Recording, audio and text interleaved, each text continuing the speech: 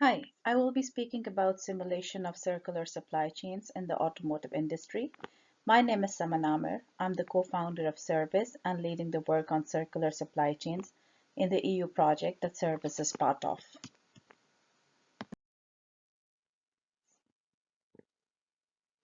Service was founded in 2014 on the vision to create value for business, environment, and society simultaneously. We specialize in the implementation of circular economy principles ranging from business models, product design, supply chains. Our portfolio consists of awareness and knowledge building workshops on circular economy, quick checks on circularity assessments, as well as in-depth assessments using simulations. We also offer experiential hands-on learning workshop with Service Game.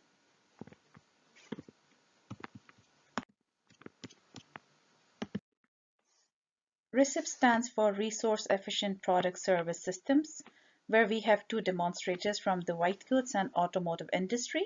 The white goods demonstrator in this project will implement a paper wash model for 300 customers in 4 European markets, whereas the automotive demonstrator is based on the after-sales solutions, and in this project the focus is to close the loop by using a single service provider and streamline the logistics flow for 80,000 cores. In addition to the demos, we have several knowledge partners and SMEs participating in the project. In this project, Service is contributing with the work on circular value and supply chains, supporting the demonstrators with circular supply chain simulations that helps in decision making.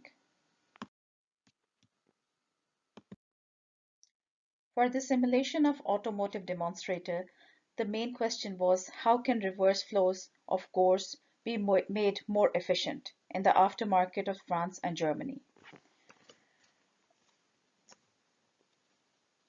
Bosch is the world's largest automotive supplier and is active in various subsegments. The business sector comprises many divisions, including automotive aftermarket, among others. The automotive aftermarket division offers a comprehensive range of automotive spare parts for the aftermarket and repair shops worldwide, from new parts to remanufactured spares and repair solutions. Bosch has 30 remanufacturing plants in Europe, of which 6 are located in Germany. Bosch processes the core return with the help of the service CoreManNet that offers core return solutions for the automotive aftermarket. CoreManNet is the service brand of Circular Economy Solutions, CECO, offering a variety of services for circular economy, including reverse logistics and consulting. On the slide, you can see an example of Bosch aftermarket solutions. Although Bosch Aftermarket consists of many product groups, we based our simulation on starters and alternators, which are only representative of the company's business. For recips, as mentioned earlier, the demonstrator will process 80,000 cores, Bosch cores and non-Bosch cores in France and Germany, which are the two largest European markets for automotive spare parts. On this slide, you can see the typical reverse supply chain in the automotive aftermarket. Efficient core management is a precondition for a successful remanufacturing. Core management consists of the collection of used parts from the market, core identification and evaluation, core sorting, core stocking, and delivery to the remanufacturing plant. Typically, the operation of the reverse logistics flow requires various decisions, for instance, what mix of cores to collect, what are the contractual conditions, state of the cores, how to identify, where to collect, where to sort, and where to store. In the current case, that is the automotive spare parts demonstrator, the reverse network is heavily decentralized, which means that the operations that is sorting is done on each single location within the trade levels, such as workshops, wholesaler outlets, wholesalers, etc. This redundancy in operations leads to a lot of uncertainty in delivery times, lack of transparency, and higher transportation costs. For the simulation scenarios, we considered 100 wholesalers in the market, 2 selection stations, 2 remanufacturing plants, and 2 warehouses. Here on this slide, you can see the automotive aftermarket ecosystem consisting of workshops, wholesalers, core selection station, core warehouse, and remanufacturing plant. This is the boundary of the model and is only representative of the wider automotive aftermarket business of Bosch. For simulation, the reverse flow of core is mapped from wholesaler outlets back to the remanufacturing plant. From wholesaler outlets in Germany and France, CECO is receiving a mix of cores ranging from diesel parts such as high-pressure injectors, pistons, to non-diesel parts such as starters, alternators, and other product groups, for example, brake calipers. However, following the complete life cycle of different core types was not possible due to the lack of data and confidentiality concerns. The core flow mapped in the model is mainly based on the volume coming from the independent aftermarket. To be able to create the model for simulation, the product is assumed to be an aggregation of core types, which are referred to as cores throughout the model. Cores are assumed as a product to be remanufactured with identical efforts in handling, inspection, sorting, and storage. It is also assumed that the cores are available in storage managed by CECO at any given time when the remanufacturing plants request the cores.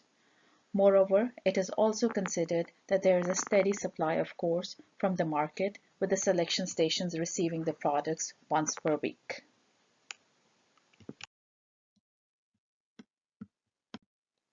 As you can see on the slide, the challenge was to find feasible alternatives to the current logistics setup to decrease cost and CO2 emissions. As part of the new intended business strategy to have more efficient reverse supply chain network and anticipate future market needs, the company has ambition to consolidate the operations by collecting the cores in batches and then inspecting and sorting them instead of decentralized collection, inspection, and sorting currently happening throughout different trade levels in the reverse supply chain network. The main scenarios that we have considered is the as-is, which is the current business with decentralized operations. This was the baseline scenario for modeling. It depicts the current decentralized system of core collection and is focusing on the closed loop system by showing the flow of cores from trade levels to remanufacturing plant and back in the market as remanufactured components. Within the proposed model boundary, the economic and environmental performance of the system is calculated based on the logistics costs and emissions. Cost implications can range from the cost of core purchase, transportation cost, inspection cost, cleaning, sorting cost, and remanufacturing cost. In the decentralized scenario, the cores are being sorted at each trade level, which in this model are the wholesaler outlets comprising of 50 geographical locations in each market. In addition to the reverse transport cost, and an inspection and sorting cost is assigned for each location. The products are shipped at an interval of once per week with a fluctuating amount, as the wholesalers are receiving the core sometimes on daily basis. And now to the 2B scenario and the consolidated collection scenario with regional logistics hubs. To create this scenario, CECO warehouse, Bosch remanufacturing plants, and Bosch warehouse are considered as entities. CECO is receiving the cores, sorting, evaluating them, and getting them ready to be transferred to the Bosch remanufacturing plant. In this scenario, the impact of centralized collection of cores on the overall economic and environmental performance of the system is depicted. This impact is calculated by rationalizing the flow of cores by jumping or integrating the trade levels, that is, skipping the collection of cores from smaller outlets and collection happening through outlets with larger capacity. For this scenario, we have considered the regional logistics hubs that can either be a logistics node or serve as a regional sorting station, replacing wholesaler outlet locations and that are collecting cores. The hub scenarios are created by allotting different collection processes to a combination of locations or regional logistics hubs and understanding their impact.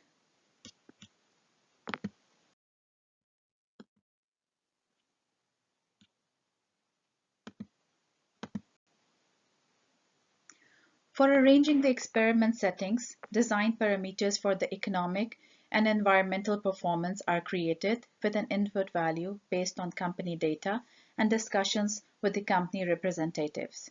First, the actors are created in the GIS space. The parameters such as cost and CO2 are defined in the simulation. The next step was to define the amount of products to be shipped from one entity to another and the frequency of vehicles movement, meaning that the vehicle movement logic has been created using a series of state charts. The vehicles in the model initially wait for orders at the selection station. The orders are initiated once per week by the regional logistics hubs. At regional logistics hubs, the vehicle loads the cores from the storage and moves to the selection station. Upon arrival at the selection station, the vehicle begins the unloading process and then moves back to the selection station to await the next order. For the Hubs 1 scenario, wholesalers in Germany and France collect and send cores to their assigned regional logistics hubs. French hubs will collect, bundle, inspect, and sort the products and send them to the warehouse. German hubs only collect and bundle the products and send them to the selection station. Selection station will inspect and sort the products coming from Germany and send them to the warehouse. And warehouse sends the cores to the remanufacturing plants. So remanufactured products will be sent to Germany to be stored and then distributed to the market.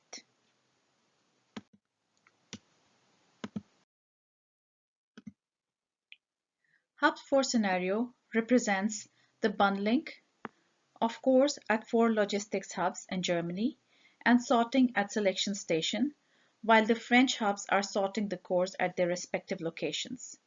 Despite all similarities, this scenario performs better than other hub scenario because in French market, the cores are pre-sorted and available for storage in Germany, resulting in lower handling costs and reverse transportation costs, as well as consequent emissions.